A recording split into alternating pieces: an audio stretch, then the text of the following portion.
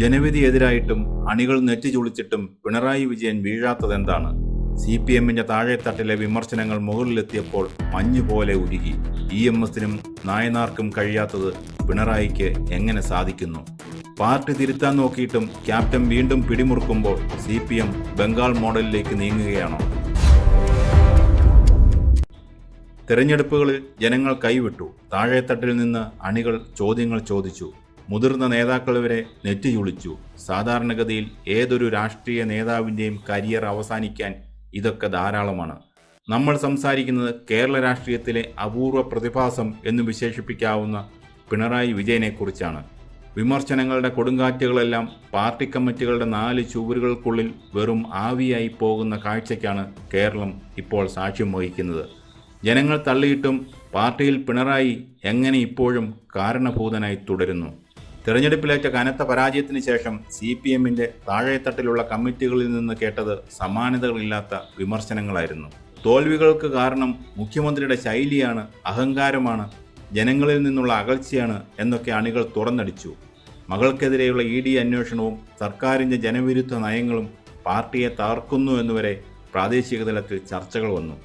എന്നാൽ ഈ വിമർശനങ്ങളെല്ലാം സംസ്ഥാന കമ്മിറ്റിയിലേക്കും സംസ്ഥാന സെക്രട്ടേറിയറ്റിലേക്കും എത്തിയപ്പോഴേക്കും എവിടെ പോയി? മഞ്ഞുപോലെ ഉരുകിപ്പോയി. താഴെത്തട്ടിൽ ഉയർന്ന ചോദ്യങ്ങൾക്കൊന്നും കൃത്യമായ മറുപടി നൽകാതെ പിണറായി വിജയൻ എന്ന നേതാവിൻ്റെ അപ്രമാദിത്വം പാർട്ടി വീണ്ടും അംഗീകരിച്ചു കൊടുക്കുകയാണ് ഉണ്ടായത്. ഇനി മുന്നിലുള്ളത് കേന്ദ്ര കമ്മിറ്റിയാണ്. അവിടെയും വലിയ അട്ടിമറികളൊന്നും പ്രതീക്ഷിക്കേണ്ടതില്ല. ഒരുപക്ഷെ തോമസ് ഐസക്കിനെ പോലെയുള്ള ചുരുക്കം ചില നേതാക്കൾ എന്തെങ്കിലും വിയോജിപ്പ് പ്രകടിപ്പിച്ചേക്കാം. പക്ഷേ പാർട്ടിയിൽ പിണറായിക്കുള്ള അപ്രമാദിത്വത്തിനും ഭൂരിപക്ഷത്തിനും മുന്നിൽ ആ ശബ്ദവും മുങ്ങിപ്പോകാനാണ് സാധ്യത. ഫലത്തിൽ എല്ലാ പ്രതിസന്ധികളെയും അതിജീവിച്ച് പിണറായി വിജയൻ വീണ്ടും പാർട്ടിയുടെ അനിഷേധ്യ നേതാവായി മാറിക്കഴിഞ്ഞു. ഈ സംഭവം കേരള രാഷ്ട്രീയത്തിൽ വലിയ പ്രാധാന്യമുള്ള ഒന്നാണ്. ഇത് വെറുമൊരു പാർട്ടിയിലെ ആഭ്യന്തര കാര്യമല്ല. എന്തുകൊണ്ടാണ് ഇത് ഇത്രമാത്രം ഗൗരവമുള്ളതാകുന്നത്? ജനാധിപത്യത്തിൽ ജനവിധി മാനിക്കപ്പെടണം എന്നാണ് വെപ്പ്. ജനങ്ങളൊരു ഭരണാധികാരിയെ തിരുത്താൻ ആവശ്യപ്പെടുമ്പോൾ പാർട്ടി ആ നേതാവിനെ കൂടുതൽ ശക്തനാക്കുകയാണ് ചെയ്യുന്നത്. ഇത് വോട്ടർമാരോടുള്ള വെല്ലുവിളിയാണോ എന്ന ചോദ്യം ഉയരുന്നുണ്ട്. CPM എന്ന കേഡർ പാർട്ടി പൂർണ്ണമായും ഒരാളിലേക്ക് ചുരുങ്ങുന്നു എന്നതിൻ്റെ തെളിവാണിത്. പണ്ട് EMS-ഓ നായനാരോ പിണറായി തന്നെയോ പാർട്ടി സെക്രട്ടറി ആയിരുന്ന കാലത്ത് മുഖ്യമന്ത്രിമാരെ തിരുത്താൻ പാർട്ടിക്ക് കഴിഞ്ഞിരുന്നു. ഇന്ന് മുഖ്യമന്ത്രി ആയിരുന്നപ്പോഴും പ്രതിപക്ഷ നേതാവായിരിക്കുമ്പോഴും പിണറായി തന്നെ പാർട്ടിയെ നിയന്ത്രിക്കുന്ന അവസ്ഥയിലേക്ക് കാര്യങ്ങൾ മാറി. മകൾക്കെതിരായ ED അന്വേഷണത്തിൽ പോലും പാർട്ടിയുടെ പൂർണ്ണ പിന്തുണ പിണറായിക്ക് ലഭിക്കുന്നു. ഒരു നേതാവിനു വേണ്ടി പാർട്ടി ഒന്നടങ്കം പ്രതിരോധം തീർക്കുമ്പോൾ ജനാധിപത്യപരമായ തിരുത്തൽ ശക്തികൾക്ക് അവിടെ സ്ഥാനമില്ലാതാവുന്നു. കാര്യങ്ങൾ ഇങ്ങനെയാണ് നീങ്ങുന്നതെങ്കിൽ എന്തായിരിക്കും സംഭവിക്കാൻ പോകുന്നത് നോക്കാം. പാർട്ടിയിൽ പിണറായി വീണ്ടും പഴയ പിണറായിയായി മാറിയാൽ വരാനിരിക്കുന്ന തെരഞ്ഞെടുപ്പുകളിൽ ജനങ്ങൾ ഇതിലും വലിയ തിരിച്ചടി നൽകിയേക്കാം.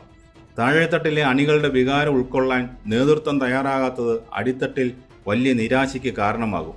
വോട്ടർമാർ കൂടുതൽ അകന്നാൽ ബംഗാളിലെയും ത്രിപുരയിലെയും അവസ്ഥയിലേക്ക് കേരളത്തിലെ CPM-ഉം നീങ്ങുമോ എന്ന ഭയം രാഷ്ട്രീയ നിരീക്ഷകർ പങ്കുവെക്കുന്നുണ്ട്. പിണറായി വിജയൻ എന്ന ഒറ്റ നേതാവിലേക്ക് പാർട്ടി കേന്ദ്രീകരിക്കപ്പെടുമ്പോൾ അദ്ദേഹത്തിന് ശേഷം ഈ പാർട്ടിയെ ആര് നയിക്കും എന്ന വലിയൊരു ശൂന്യത കൂടി ഉണ്ടാകുന്നുണ്ട്. രണ്ടാം നിര നേതാക്കളെയെല്ലാം നിഷ്പ്രഭമാക്കിക്കൊണ്ടാണ് പിണറായിയുടെ അപ്രമാദിത്വം നിലനിൽക്കുന്നത്. വിമർശനങ്ങളെല്ലാം അതിജീവിച്ച് ശക്തനാകുന്ന പിണറായി വിജയൻ ജനകീയ പ്രതിഷേധങ്ങളെ വകവെക്കാതെ സ്വന്തം തീരുമാനങ്ങളുമായി മുന്നോട്ടു പോയാൽ അണികൾക്കിടയിൽ അത് കൂടുതൽ അമർഷത്തിന് കാരണമായേക്കാം. പാർട്ടി നടപടികൾ പേടിച്ച് മൗനം പാലിച്ചാലും തെരഞ്ഞെടുപ്പ് പോലെയുള്ള അവസരത്തിൽ അവർ ശക്തമായി പ്രതികരിക്കും. അതാണ് ഇത്തവണ നിയമസഭാ തെരഞ്ഞെടുപ്പിൽ ഉണ്ടായത്. അത് തിരിച്ചറിയാൻ നേതൃത്വത്തിനായില്ല. ചുരുക്കത്തിൽ പിണറായി വിജയനെ CPM-ന് തള്ളിപ്പറയാനാവുന്നില്ല. അതിൻ്റെ കാരണം എന്താണ്? പാർട്ടി സെക്രട്ടറി ഉൾപ്പെടെ CPM-ന്റെ നേതൃത്വത്തിലുള്ള പലരും ആ പദവികളിലേക്ക് എത്തിയത് പിണറായിയുടെ ഔദാര്യത്തിലാണ്. പിണറായി പാർട്ടിയുടെ പരമോന്നത നേതൃത്വത്തിൽ തുടർന്നാൽ മാത്രമേ തങ്ങൾക്കും നിലനിൽപ്പുള്ളൂ എന്ന് അവർക്കറിയാം. പക്ഷെ ഒരു കാര്യം ഓർക്കണം, ഉപഗ്രഹ വലയങ്ങളെ നിലനിർത്തിക്കൊണ്ട് മാത്രം ഒരു പാർട്ടിക്കും ഏറെ ദൂരം സഞ്ചരിക്കാനാവില്ല. പുറത്ത് സാധാരണ പ്രവർത്തകരുണ്ട്. അവരുടെ മനസ്സിൽ ഇടം നേടാനായില്ലെങ്കിൽ എല്ലാം തകർന്നടിയും.